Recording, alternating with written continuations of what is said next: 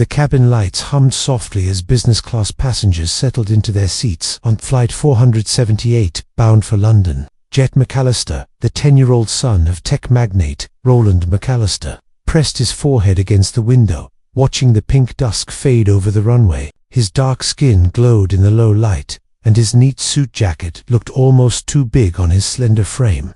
Jet loved flying. He always thought the world below looked like a miniature model. But tonight he felt a strange flutter in his chest. Across the aisle, an older man in a crisp navy blazer scowled at Jet. He tapped his gold-rimmed glasses and murmured under his breath. When Jet caught the man's eye, the man turned red and muttered something too quiet to hear. Jet frowned and shifted closer to the window, ignoring the glare. Moments later, as the flight attendant zipped down the aisle offering champagne and water, the man snapped. He stood up, his polished shoes clicking on the carpet, and towered over Jet. "You don't belong here, boy," he spat. Jet blinked, confusion mixing with hurt. Before anyone could move, the man's hand flashed out and struck Jet's cheek with a stinging crack. A silence fell so heavy it felt like night had swallowed every sound. Passengers froze. The flight attendant took a step forward, mouth open. Jet's cheek burned. Tears welled in his eyes. But before the man could strike again, two large shapes filled the aisle. Roland McAllister and his head of security, Marisol Vega, strode forward. Roland's tall frame blocked the attacker's path. His calm eyes were icy with fury. He placed a protective hand on his son's shoulder. Jet looked up at his father, fear and relief mingling in his gaze. "Sir," Roland said, voice low and steady, "you will apologize to my son right now." The attacker sneered. "Why don't you mind your own business, billionaire?" Marisol stepped between them. Her voice was firm. "Sit down, now." As the man stiffened, Roland tapped his earpiece. "Martin, notify the cockpit." A tense second passed, then Roland's phone buzzed once. He palmed it and turned to Jet. "Are you all right?" Jet swallowed. "Yes, Dad." His voice trembled. The attacker scoffed and stomped back to his seat. Murmurs rose around the cabin. A woman clutched her purse. A businessman glanced at his watch. The flight attendant hovered, unsure. Suddenly, the captain's voice crackled over the intercom. "Ladies and gentlemen, due to an onboard incident, we are diverting to Shannon Airport in Ireland. Please remain seated with your seatbelts fastened." Jet's heart pounded. He looked at the captain's nameplate, Captain Aisling O'Connor. He'd heard of her. She was known for handling emergencies with calm confidence. Now her calm voice saved him again. Roland crouched beside Jet. "I know it hurts," he whispered, "but you did nothing wrong."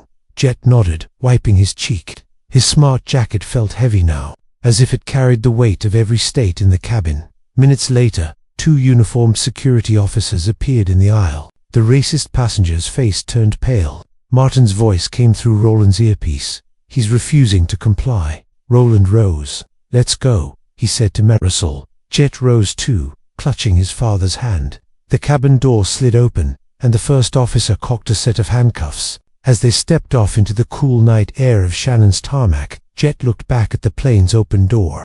Inside, passengers whispered about the billionaire's quick action, about the boy who had taken a blow and stood tall. The runway lights twinkled like distant stars. Roland guided Jet toward the awaiting car. Through the tinted windows, the skyline of a new country glimmered in the distance. Jet's cheek throbbed, but he felt stronger than ever. He had seen his father's bodyguards rush in, and he had felt the solidarity of strangers around him. A hush fell as they drove away. Jet closed his eyes and concentrated on steadying his breath. He had 1,000 questions. Who was that man, and why had he hated him so much? But for now, he clung to the warmth of his father's hand. Behind them, the cabin door closed. The plane would sit on the runway, its engines silent in the night breeze. On board, Captain O'Connor consulted her first officer, and the rest of the passengers settled back, shaken but safe. And somewhere deep inside Jet, a spark ignited, resolved to understand why hate could erupt in a moment, and how he could help change minds in the future. But that story will begin tomorrow. Flight 478 hummed with soft lights as passengers settled into their seats, and among them Jet McAllister pressed his forehead against the window, watching the runway lights blur into streaks of gold and rose. The boy felt a thrill. He always loved flying, but tonight, something in the air felt uneasy across the aisle. An older man in a sharp navy blazer glared at Jet, his lips twisted in a sour line, and when Jet glanced over, the man's eyes flickered. With contempt, Jet drew back his gaze, but the weight of those hostile eyes lingered like a shadow seconds. Later, the flight attendant floated past offering refreshments, and the man's tension snapped like a taut wire. He rose with a swift motion and loomed over Jet, his polished shoes clicking on the carpet. Jet stiffened, his heart pounding with bewilderment. The man spat words laden with venom. "You don't belong here, boy," and before anyone could intervene, his hand struck Jet's cheek. A stinging crack that silenced the cabin. Jet's breath caught, tears pricked his eyes, and all at once his father, Roland McAllister, appeared at his side, towering in calm authority. Roland's dark eyes blazed with protective fury behind him. His head of security, Marisol Vega, stepped forward, her presence a barrier against further harm. Roland's hand settled gently on Jet's shoulder. "Are you all right?" he murmured, his voice steady and fierce. Jet nodded, though his cheek burned and the cabin air pulsed with shock. Roland tapped his earpiece and called for the cockpit to be alerted over the intercom. The captain's calm voice filled the space and announced a diversion to Shannon Airport in Ireland. Jet's chest tightened with relief and fear as security officers approached the fallen attacker. The world outside the window had shifted to the cool glare of tarmac lights. Roland guided Jet toward the open door, their figures strong against the night, and in that moment, Jet knew he would never forget how quickly hate had erupted and how fiercely love had protected him. Roland guided Jet down the jet bridge into the cool Irish night air, and the boy's cheek throbbed with every step, but he clenched his jaw, determined not to show fear behind them. Marisol Vega ushered two uniformed officers toward the cabin door, where the racist passengers stood, cuffed and sputtering insults about privilege and entitlement. Flames of anger danced in Roland's eyes, yet he remained calm, his breathing measured as he knelt beside Jet, who leaned against his leg, shaking slightly. Roland's voice was soft and steady, telling him it was over and he was safe, but Jet's heart still pounded with questions about why someone could hate him for simply existing beyond the airport terminal. Lights glowed like distant constellations, and the scent of damp pavement rose on the breeze.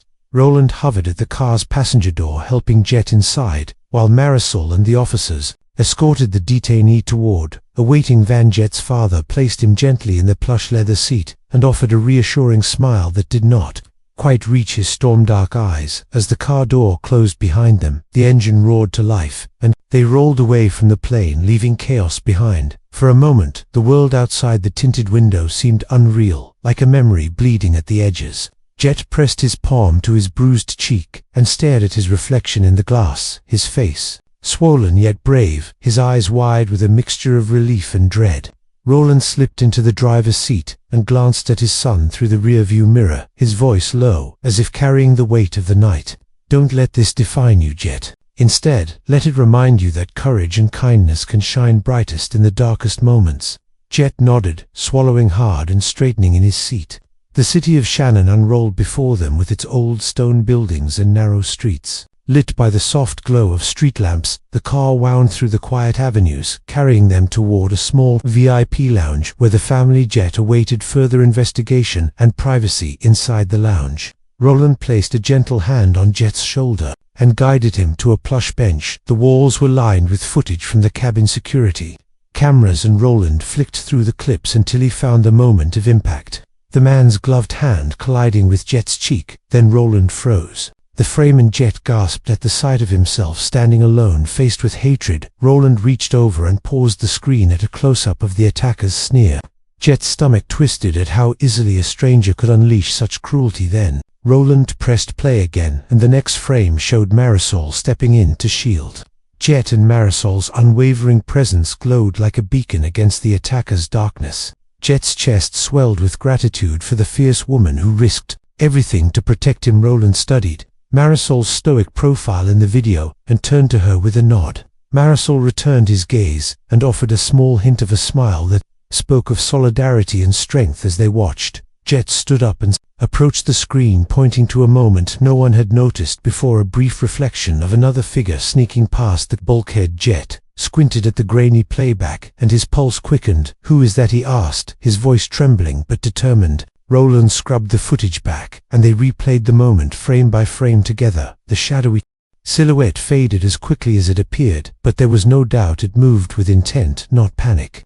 Jet's mind raced with possibilities. Could someone else have been involved? Someone who watched the attack like a hidden conductor directing hate. From the wings, Roland and Marisol shared a look of concern in the dim glow of the screen. The mystery deepened and the threat felt far from over. Jet rubbed his cheek and straightened his spine. "I want to know who that is," he said, his voice steady. "Now," and Roland reached into his jacket pocket, pulling out a sleek black device. "This will help us find out," he replied, as the device hummed to life, casting a pale, blue light across Jet's determined face, and outside the rain began to fall in. Soft silver sheets tapping against the lounge windows. Like countless questions calling for answers, thought for a few seconds. Jet pressed the sleek device against the video feed, and watched the pale blue light pulse across the screen, revealing hidden metadata and sharpening the image, until the shadowy silhouette became clearer and more defined. Roland leaned forward, his eyes narrowing as the outline of a second passenger emerged, a tall figure, draped in a long coat, moving with deliberate grace just beyond the racist man's reach. Jet felt a chill run down his spine, for if someone had stood by watching without intervening, then this act of hate might be part of something far darker. Marisol tapped her wrist console and called up passenger manifests, while Roland keyed in the device's Debla algorithm to track the silhouette through successive frames. Jet stared as the figure crept closer to the bulkhead, as if waiting for a signal, then stepped back and vanished beyond the cabin door. The device beeped softly and displayed a passenger number. Jet's heart pounded as the name flickered on the screen. Flight attendant Naomi Clark. Marisol's jaw tightened and Roland exhaled slowly, knowing the very person meant to protect them might have been the one orchestrating the chaos.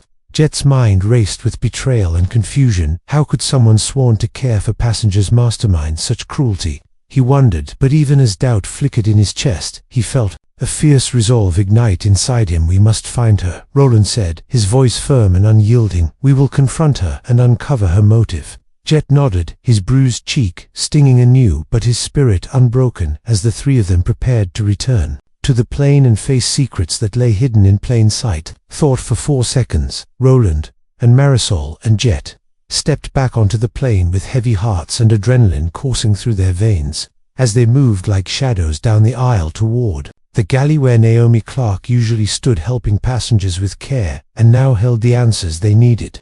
Jet's bruise throbbed with each step, but his resolve blazed brighter than his pain. Marisol's hand hovered near her radio, ready to call for backup, but Roland raised his palm, signaling calm. They needed proof, and a chance to speak with Naomi. Alone, the cabin lights felt harsher now, stripped of their evening calm, and every passenger seemed frozen in time, awaiting a new storm. Roland found Naomi near the rear exit, her crisp uniform spotless, her eyes widening as she saw them approach.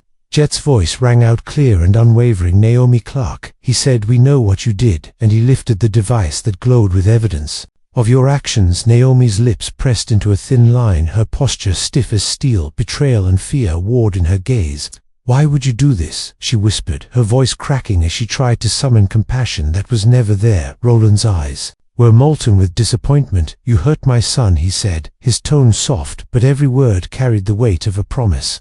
"We will not let hate hide behind duty." Jet stepped closer, his small frame fierce with anger and hurt. "You pretended to serve us," he said, "your betrayal cut deeper than any blow." Naomi's shoulders sagged and tears threatened to fall, because in that moment she saw herself reflected in the broken trust of a child she had wronged. Marisol moved beside Roland and activated her radio, calling for local authorities and medical aid for Jet and the wounded hearts in the cabin. As the hum of the plane and the click of handcuffs mingled, Jet felt the echo of every cruel moment fade into a quiet promise that justice and healing would follow from the darkest seeds of hate, and that even in the wounded shadows of betrayal, the light of truth could guide them.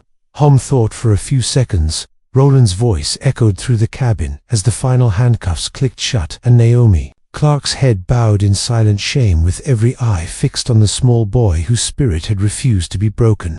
Jet pressed his hand to his cheek, still tender but glowing with newfound strength. Beside him, Marisol guided him toward the front of the plane, where Captain O'Connor waited, her calm gaze and steady presence a beacon through the storm of hate and confusion. Jet offered the captain a brave nod, and she smiled, her eyes full of respect and relief, as the engines rumbled to life, preparing for departure from Shannon back toward London. Every passenger settled back into their seats, hushed whispers threading through the aisles like fragile hope. Roland leaned down and whispered to his son, "This ends tonight, but our work begins tomorrow." Jet met his father's gaze, his own eyes bright with determination. "I want to help others who feel alone," he said softly, as the plane ascended into the twilight sky, the endless horizon stretching before them like a promise outside. The windows, the clouds glowed with the pink and gold of dawn, and Jet realized that light could follow even the darkest night deep in his heart. He sowed a seed of purpose to stand against hate and inspire unity when the plane finally touched. Down at Heathrow, the roar of applause rose from the cabin as passengers celebrated the boy whose courage had guided them safely home. Reporters and cameras crowded around the jet bridge, but Jet stepped forward, hand in hand with Roland, his bruised cheek healed and his voice strong. "I will speak for those who cannot speak," he declared, his words carrying on the cool evening air, sparking a murmur of admiration and hope. Roland placed a protective arm around him and nodded as security led Naomi away into the waiting authorities. The world outside buzzed with questions and headlines about the incident, but Jet focused on the faces turned toward him, each one a reminder that change begins with a single brave act. As they walked down the gangway, Jet inhaled the scent of home and possibility and felt the warm pulse of purpose beating within him. The journey ahead would test them all, but he knew that love and courage could triumph over the darkest hate, and that his story was only beginning. Jet stepped down the gangway, surrounded by a soft glow of evening light and the hum of cameras and whispers of strangers. Turned to friends. In that moment he felt a steady calm spread through every fiber of his being as he glanced at his father, whose proud gaze warmed Jet's heart more than any spotlight could. Roland squeezed his hand, and together they walked toward the waiting car, their path lined with passengers who nodded and smiled in quiet recognition of the boy whose courage had changed the course of a flight and touched their lives. Jet's cheek no longer stung, but instead pulsed with promise of new beginnings. In the days that followed, he visited schools and community centers, sharing his story of resilience, kindness, and the unbreakable bond between a father and son. He spoke without fear, urging others to stand firm against injustice and to lend their voices to those unheard. Each time Jet spoke, his voice rang clear and strong like a beacon cutting through the darkness of hate and inspiring hope in weary hearts. Roland watched his son with awe, knowing that the seed of purpose planted on that turbulent flight had blossomed into something greater than either could have imagined. At dusk, Jet and Roland stood hand in hand on a rooftop, overlooking the city lights, their silhouettes framed by the endless horizon. Jet turned to his father and whispered, "Thank you for showing me how love can conquer fear, and how one brave act can spark a movement." Roland smiled and nodded, for in that silent exchange they both understood that though the journey ahead would hold new challenges together, they would face them with courage, compassion, and unwavering unity. The end.